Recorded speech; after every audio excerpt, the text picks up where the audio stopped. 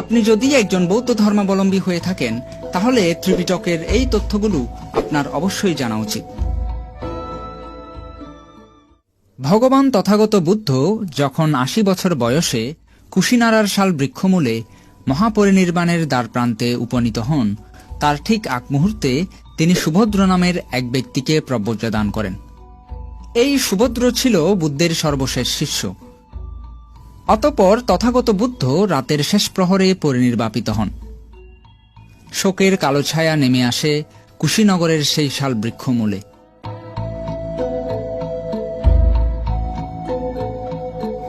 কিন্তু সুভদ্র নামের ওই ভিক্ষু শোকার্ত ভিক্ষুদেরকে উদ্দেশ্য করে বললেন, বুদ্ধের মহাপরিনির্বাণে দুঃখ পাওয়ার কি আছে? এটা তো শিষ্যদের জন্য অত্যন্ত আনন্দের বিষয়। বুদ্ধের জীবিত থাকাকালে ভিক্ষুদেরকে অনেক নিয়ম কানুন মেনে চলতে হতো, এতে আমরা সকলেই বিরক্ত ছিলাম। কিন্তু এখন থেকে ভিক্ষুরা স্বাধীনভাবে ইচ্ছানুসারে চলাফেরা করতে পারবে। দুর্বিনীত ভিক্ষুর এমন মন্তব্যে বিনয়শীল ভিক্ষুরা খুবই মর্মাহত হলেন, কারণ ভগবান বুদ্ধ কাউকে কষ্ট দেওয়ার নিমিত্তে কোনো প্রকার নিয়মের প্রবর্তন করেননি, বরং সকলের মঙ্গলের জন্যই এই অনুশাসনের প্রবর্তন করেছিলেন। বুদ্ধের মহাপরিনির্বাণের সময় বুদ্ধের অন্যতম শিষ্য মহাকাশ্যপস্থবির কুশিনগরে উপস্থিত ছিলেন না। তিনি পাবা থেকে কুশিনগর যাওয়ার পথে বুদ্ধের মহাপরিনির্বাণের সংবাদ পাওয়ার পরেই ৫০০ ভিক্ষু সঙ্গ নিয়ে সেই স্থানটিতে এসে উপস্থিত হন। কিন্তু সেখানে আসার পর মহাকাশ্যপস্থবির যখন জানতে পারলেন বুদ্ধের মহাপরিনির্বাণের পর কতিপয় ভিক্ষুরা এমন মন্তব্য করেছেন, মহাকাশ্যপস্থবির খুবই চিন্তিত হয়ে পড়লেন। তিনি ভাবতে শুরু করলেন, বুদ্ধের দেহ এখনও শাল বৃক্ষের নিচে বিদ্যমান, আর এমতাবস্থায় ভিক্ষুদের মধ্যে এমন নেতিবাচক মনোভাবের সৃষ্টি হচ্ছে। অতঃপর মহাকাশ্যপস্থবির চিন্তা করলেন, অতি দ্রুত যদি এই ধর্মবাণীকে লিপিবদ্ধ করা না হয়, এরকম নেতিবাচক মনোভাবের কারণে বুদ্ধের ধর্মবিনয় অচিরেই বিলুপ্ত হয়ে যাবে। মূলত এখান থেকেই মহাকাশ্যপস্থবির বুদ্ধ শাসনের পরিহানের কথা চিন্তা করে সঙ্গীতের মাধ্যমে বুদ্ধের বাণীকে সংগ্রহ করে রাখার সিদ্ধান্ত নিয়েছিলেন। যদিও এখানে সঙ্গীতি আয়োজন করার আরও বেশ কিছু কারণ ছিল। প্রথমটি হচ্ছে, বুদ্ধের জীবিত থাকাকালে তিনি লিখিত আকারে কোনো প্রকার ধর্মোপদেশ প্রদান করেননি। তিনি শিষ্যদেরকে যেসব ধর্মোপদেশ দিতেন, শিষ্যরা সেগুলো মুখস্থ করে রাখতেন এবং মুখে মুখেই প্রচার করতেন। এ কারণে বুদ্ধের বাণী বিকৃত হওয়ার একটা সম্ভাবনা ছিল। কেউ যদি অন্য কারো বাণী বুদ্ধের বাণী বলে প্রচার করে দেয়, সেক্ষেত্রে সেটা আসলেই বুদ্ধের বাণী কিনা সেটা শনাক্ত করা সম্ভব হবে না, যেহেতু সেগুলো লিপিবদ্ধ নেই এবং বুদ্ধও জীবিত নেই সেগুলোকে সঠিক প্রমাণ করার জন্য। এছাড়াও আরেকটি কারণ যেটা বলা যায়, যেহেতু প্রজ্ঞাবান ভিক্ষুরা বুদ্ধের বাণীকে স্মৃতিতে সংরক্ষণ করে রাখতেন, সেক্ষেত্রে কোনো কারণে যদি তারা পরিনির্বাপিত হন, তাহলে তাদের পরিনির্বাণের সাথে সাথেই বুদ্ধের বাণীগুলো হারিয়ে যাবে। সুতরাং এই সবগুলো বিষয় চিন্তা করেই মহাকাশ্যপস্থবির সঙ্গীতে আহ্বান করার প্রয়োজনীয়তা অনুভব করলেন। বুদ্ধের মহাপরিনির্বাণের পর কি কি হয়েছিল এই বিষয়ে বুদ্ধের দেহধাতু সিরিজে বিস্তারিত বর্ণনা করা হয়েছে। যারা যারা এখনো দেখেননি, কমেন্টে দেওয়া লিঙ্ক থেকে পর্বগুলো দেখে আসবেন। যাই হোক, আমরা আবারও আলোচনায় ফিরে আসি। মহাপরিনির্বাণের ৯০ দিন বা ৩ মাস পর রাজগৃহের সপ্তপর্ণী গুহায় প্রথম সঙ্গীতের আয়োজন করা হয়। এই সঙ্গীতের পৃষ্ঠপোষকতা করেন রাজা অজাতশত্রু। মহাকাশ্যপস্থবির সর্বসম্মতিক্রমে প্রথম সঙ্গীতের সভাপতি নির্বাচিত হন। সঙ্গীতের জন্য ৫০০ ভিক্ষুর আসন নির্মাণ করা হয়, তবে স্থির করা হয় যে সেই ৫০০ ভিক্ষুকে অবশ্যই অর্হত হতে হবে। এ কারণে আনন্দস্থবিরকে নিয়ে কিছুটা বিবাদের সৃষ্টি হয়, কারণ আনন্দস্থবির সে সময় অর্হত ছিলেন না। তাই মহাকাশ্যপস্থবির আনন্দস্থবিরের সঙ্গীতে অংশগ্রহণ নিয়ে আপত্তি জানান। এছাড়াও তিনি আনন্দস্থবিরের বিরুদ্ধে কিছু অভিযোগ নিয়ে আসেন। সেই অভিযোগগুলো কি ছিল আমরা ভিডিওর পরবর্তী অংশে আলোচনা করব। আনন্দস্থবির অর্হত না হলেও একটি আসন তার জন্য বরাদ্দ রাখা হয়েছিল। আনন্দস্থবির সঙ্গীতে যোগদানের জন্য এতটাই ব্যাকুল ছিলেন, তিনি সঙ্গীতের আগের দিন রাত্রে গভীর ধ্যানে মগ্ন হলেন। সারা রাত ঘুম পরিত্যাগ করে তিনি চংক্রমণ করতে শুরু করলেন। পায়ের ব্যথা উৎপন্ন হলেও তিনি চংক্রমণ করেই গেলেন। পরের দিন সকালবেলা সঙ্গীতি আরম্ভের পূর্ব মুহূর্তে আনন্দস্থবিরের শরীর যখন একেবারে ব্যথায় অচল হয়ে পড়ল, সেই ব্যথার মধ্যেও আনন্দস্থবির ব্যথা উৎপন্ন হচ্ছে এরূপ স্মৃতি ভাবনা করতে করতে এক পর্যায়ে অর্হত্ব ফলে অধিষ্ঠিত হলেন।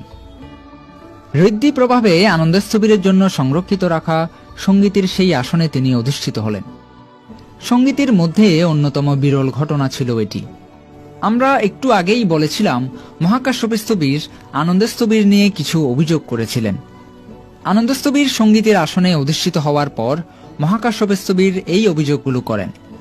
প্রথম অভিযোগ করলেন এভাবে, হে আনন্দস্থবির, ভগবান তথাগত বুদ্ধ বলেছিলেন ভিক্ষু সঙ্গ যদি চায় তারা ধর্মের ক্ষুদ্রাণুক্ষুদ্র শিলসমূহ পরিবর্তন করতে পারবে। সেই ক্ষুদ্রাণুক্ষুদ্র শিলগুলো কি ছিল, তুমি কি সেটা বুদ্ধকে জিজ্ঞেস করেছিলে? আনন্দস্থবির উত্তর দিলেন, ভান্তে, আমি এ বিষয়ে বুদ্ধকে কোনরূপ প্রশ্ন করিনি। তখন মহাকাশ্যপস্থবির বললেন, এটি তোমার দুষ্কট অপরাধ হয়েছে। তখন আনন্দস্থবির বললেন, তথাগত বুদ্ধের প্রতি আমি এত বেশি বিনয়ী ছিলাম, বুদ্ধের সকল শিক্ষাপথকেই আমি বড় শিক্ষাপথ হিসেবে ধরে নিয়েছি, কোনোটাকেই আমার ক্ষুদ্রাণুক্ষুদ্র বলে মনে হয়নি। তাই সেগুলোকে পরিবর্তন করার প্রশ্ন আমার চেতনায় কখনোই উৎপন্ন হয়নি। তারপরেও এ প্রশ্নের উত্তর না জানার কারণে আমার যদি অপরাধ হয়ে থাকে, আমি শ্রদ্ধাচিত্তে সঙ্গের কাছে ক্ষমা প্রার্থনা করছি।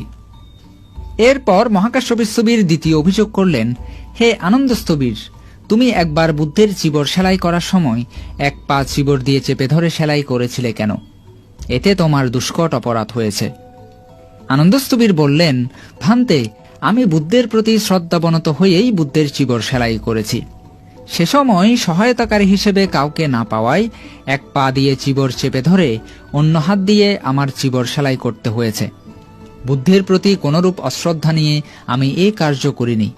তারপরেও যদি আমার এ কার্যে অপরাধ হয়ে থাকে, আমি সঙ্গের কাছে ক্ষমা প্রার্থনা করছি। তৃতীয় অভিযোগে মহাকাশ্যপস্থবির বললেন, তুমি বুদ্ধ শাসনে নারী প্রবেশের প্রস্তাব করেছিলে, যেটা বুদ্ধ কখনোই চাননি, কিন্তু তোমার বারংবার প্রার্থনার কারণে বুদ্ধকে অনুমতি দিতে হয়েছে। এতে তোমার দুষ্কট অপরাধ হয়েছে। তখন আনন্দস্থবির বললেন, হে মহান ভিক্ষু সঙ্গ, সর্বপ্রথমে নারীরাই এই প্রার্থনা করেছিলেন। তাছাড়া বুদ্ধ শাসনে 4টি পরিষদের কথা বর্ণনা করা হয়েছে, যার মধ্যে একটি ছিল ভিক্ষুণী পরিষদ, যেটা অতীতের বুদ্ধগণের সময়কালেও বিদ্যমান ছিল। এ কারণেই তাদের প্রতি করুণাবৎসল হয়ে আমি বুদ্ধের কাছে প্রার্থনা করেছিলাম, এবং স্বয়ং বুদ্ধই এই পরিষদের অনুমোদন দিয়েছিলেন। তারপরেও যদি আমার অপরাধ হয়ে থাকে, আমি সঙ্গের কাছে ক্ষমা প্রার্থনা করছি। চতুর্থ অভিযোগে মহাকাশ্যপস্থবির বললেন, হে আনন্দস্থবির, ভগবান তথাগত বুদ্ধ তোমাকে বলেছিলেন আমি চাইলে অনন্তকাল ধরে বেঁচে থাকতে পারি, কিন্তু বুদ্ধ বারংবার বলার পরেও তুমি বুদ্ধকে অনন্তকাল বেঁচে থাকার জন্য প্রার্থনা করনি। তুমি যদি সেদিন বুদ্ধকে প্রার্থনা জানাতে, তাহলে মার বুদ্ধকে মহাপরিনির্বাণ লাভের জন্য কখনোই আহ্বান করতে পারত না। সুতরাং এটি তোমার অপরাধ হয়েছে। আনন্দস্থবির বললেন, হে মহান ভিক্ষু সঙ্গ, আমাকে ক্ষমা করবেন। আমি কখনোই বুঝতে পারিনি বুদ্ধ আমাকে প্রার্থনা করার জন্য এই কথা বলেছিলেন। ওই সময় মার আমাকে এত বেশি প্রলুব্ধ করে রেখেছিল, আমার অন্তর্জগতে বুদ্ধকে এই প্রার্থনা করার চেতনা কখনোই সৃষ্টি হয়নি। তারপরেও যদি আমার অপরাধ হয়ে থাকে, আমি সঙ্গের কাছে ক্ষমা প্রার্থনা করছি। সর্বশেষ অভিযোগে মহাকাশ্যপস্থবির বললেন, হে আনন্দস্থবির, ভগবান তথাগত বুদ্ধ যখন পরিনির্বাপিত হন, তুমি নারীদেরকে আগে প্রবেশাধিকার দিয়েছিলে। নারীদেরকেই সর্বপ্রথমে বুদ্ধকে দর্শনের সুযোগ দিয়েছিলে। এতে তোমার অপরাধ হয়েছে। তখন আনন্দস্থবির বললেন, মহান ভিক্ষু সঙ্গ, সে সময় রাত্রিবেলা নারীদের গমনাগমন নিরাপদ ছিল না। এ কারণে নারীরা যাতে বুদ্ধকে দর্শন করে দিনের বেলাতেই বাড়িতে পৌঁছে যেতে পারে, সে কারণেই আমি নারীদেরকে আগে প্রবেশাধিকার দিয়েছিলাম। এখানে আমি নারী পুরুষের কোনরূপ বিভাজন সৃষ্টি করিনি। তারপরেও যদি সংঘ এটিকে অপরাধ বলে মনে করে, আমি সঙ্গের কাছে ক্ষমা প্রার্থনা করছি। মহাকাশ্যপস্থবিরের আনা অভিযোগের প্রেক্ষিতে আনন্দস্থবিরের এই ব্যাখ্যা উপস্থিত 500 ভিক্ষু সঙ্গ অনুমোদন করলেন এবং আনন্দস্থবিরের কোনরূপ অপরাধ হয়নি বলে স্বীকার করলেন। এরপর মহাকাশ্যপস্থবির সঙ্গীতের মূল কার্যক্রম শুরু করেন। প্রথমে বিনয়কে সংজ্ঞায়ন করা হবে বলে স্থির করা হয়। এ কারণে বিনয়ধর উপালি ধর্মাসন অলঙ্কৃত করেন। মহাকাশ্যপ স্থবির সঙ্গের সম্মতি অনুসারে উপালি স্থবিরকে বিনয় সম্পর্কে প্রশ্ন করলেন। প্রথমে চারি পারাজিকা কখন প্রজ্ঞাপ্ত হয়, কাকে উপলক্ষ করে প্রজ্ঞাপ্ত হয়, কোথায় প্রজ্ঞাপ্ত হয়, মূল প্রজ্ঞপ্তি এবং অনুপ্রজ্ঞপ্তি প্রবৃত্তি সম্পর্কে প্রশ্ন করেন। উপালি স্থবির সবগুলো প্রশ্নের সঠিক উত্তর প্রদান করেন। এভাবে 13টি সংজ্ঞাদিশেষ, 2টি অনিয়ত, 4টি পটিদেশনীয়া, 30টি নিঃস্বজ্ঞীয়, 92টি পাচিত্যীয় প্রবৃত্তি একে একে আবৃত্তি করে সংকলন করা হয়। এরপর উভয় বিবঙ্গ, মহাবজ্ঞ, চুল্যবজ্ঞ এবং পরিবার পাঠও আবৃত্তি করা হয়। উপস্থিত সঙ্গীতিকারক ভিক্ষুগণ উপালি স্থবিরের বিনয় আবৃত্তি গভীর মনোযোগ সহকারে শ্রবণ করলেন। তারা সর্বসম্মতিক্রমে উপালি কর্তৃক দেশিত বিনয় অনুমোদন করেন। 500 অর্হৎ ভিক্ষুর অনুমোদন লাভের পর বিনয় সংজ্ঞায়ন শেষ হয়। এই বিনয় হচ্ছে বুদ্ধ শাসনের আয়ুস্বরূপ। এ কারণে ধর্ম এবং বিনয়ের মধ্যে বিনয়কে আগে সংগৃহীত করা হয়। এরপর বিনয়ের মতো ধর্ম বা সূত্র আবৃত্তির জন্য আনন্দস্থবিরকে আহ্বান করা হয়। আনন্দস্থবির ধর্মাসনে বসলেন। মহাকাশ্যপ স্থবির প্রশ্নকর্তার আসনে বসে শ্রুতিধর আনন্দস্থবিরকে ধর্ম সম্পর্কে প্রশ্ন জিজ্ঞাসা করেন। প্রথমে ব্রহ্মজল সূত্র কোথায় দেশিত হয়েছিল, কাকে উপলক্ষ করে দেশিত হয়েছিল, এই প্রশ্নগুলো করা হয়। এরপর ব্রহ্মজল সূত্রের নিদান, উদ্গল প্রবৃত্তি সম্পর্কে প্রশ্ন করা হয়। তারপর সামান্য ফল সূত্র সম্পর্কে প্রশ্ন করা হয়। আনন্দস্থবির প্রতিটি প্রশ্নের যথাযথ উত্তর প্রদান করেন। এভাবে দীর্ঘ নিকায়, মধ্যম নিকায়, সংযুক্ত নিকায়, অঙ্গুত্তর নিকায় এবং ক্ষুদ্র নিকায় আবৃত্তি করা হয়। 500 অর্হৎ ভিক্ষুর অনুমোদন লাভের পর সূত্র বা ধর্ম সংজ্ঞায়ন শেষ হয়। এই প্রথম মহাসঙ্গীতি সম্পন্ন হতে 4 মাস সময় লেগেছিল। 500 অর্হৎ দ্বারা প্রথম সঙ্গীতি সম্পন্ন হয়েছিল বলে একে পঞ্চশতিকা সঙ্গীতিও বলা হয়। সুতরাং প্রথম সঙ্গীতির বর্ণনা থেকে আমরা দেখতে পাই, বর্তমানে যেই ত্রিপিটককে আমরা 3 ভাগে বিভক্ত দেখি, বিনয় পিটক, সূত্র পিটক এবং অভিধর্ম পিটক, প্রথম সঙ্গীতিতে সেটি শুধুমাত্র 2 ভাগে বিভক্ত ছিল। একটি হচ্ছে বিনয় এবং অপরটি হচ্ছে ধর্ম বা সূত্র। সুতরাং প্রথম সঙ্গীতির পর ত্রিপিটক পূর্ণাঙ্গ ত্রিপিটকে পরিণত হয়নি। সে সময় যেহেতু ত্রিপিটক 2 ভাগে বিভক্ত ছিল, আমরা আমাদের ভাষায় এটা বলতে পারি যে সে সময় ত্রিপিটক আসলে দ্বিপিটক ছিল। তাহলে আমাদেরকে জানতে হবে ত্রিপিটক কখন থেকে পূর্ণাঙ্গ ত্রিপিটকে রূপান্তরিত হলো, অভিধর্ম পিটক কখন যুক্ত হলো। এই প্রশ্নগুলোর উত্তর জানতে গেলে আমাদেরকে পরবর্তী সঙ্গীতিগুলো সম্পর্কে জানতে হবে। বুদ্ধের মহাপরিনির্বাণের 100 বছর পর দ্বিতীয় সঙ্গীতি আহ্বান করার প্রয়োজন পড়ে, কারণ বজ্রীপুত্রীয় ভিক্ষুগণ বিনয় বহির্ভূত 10টি নিয়ম বা বিধান প্রচলন করেন। এই 10টি নিয়মকে 10 পত্থুনি বলা হয়। শুধু তাই নয়, তারা উপসদ দিবসে ভিক্ষু সঙ্গের মাঝখানে পানি ভর্তি তাম্রপাত্র রেখে উপাসক উপাসিকাদেরকে স্বর্ণ, রৌপ্য এবং মুদ্রা প্রদানের জন্য অনুরোধ করতেন। এছাড়া তারা অন্যান্য বিনয়ধর ভিক্ষুদেরকে এই 10টি বিনয় বহির্ভূত নিয়মকে সমর্থন জানানোর জন্য অনুরোধ করেন। তারা যশেস্থবিরকে বিভিন্ন উপহার দিয়ে বশে রাখার চেষ্টা করতেন, কিন্তু যশেস্থবির বজ্রীপুত্রীয় ভিক্ষুদের বিনয় বহির্ভূত এবং সঙ্গ পরিপন্থী গর্হিত আচরণ থেকে বিরত থাকার জন্য অনুরোধ জানান। বজ্রীপুত্রীয় ভিক্ষুগণ তার অনুরোধ প্রত্যাখ্যান করলেন। তখন যশেস্থবির বজ্রীপুত্রীয় ভিক্ষুদের বিনয় বহির্ভূত কর্ম হতে নিবৃত্ত করার জন্য বিনয়ী ভিক্ষু এবং ধার্মিক লোকদেরকে অনুরোধ করেন। এতে বজ্রীপুত্রীয় ভিক্ষুগণ ক্ষুব্ধ হয়ে যশেস্থবিরকে পটিসারণীয় কম্ম প্রদান করেন।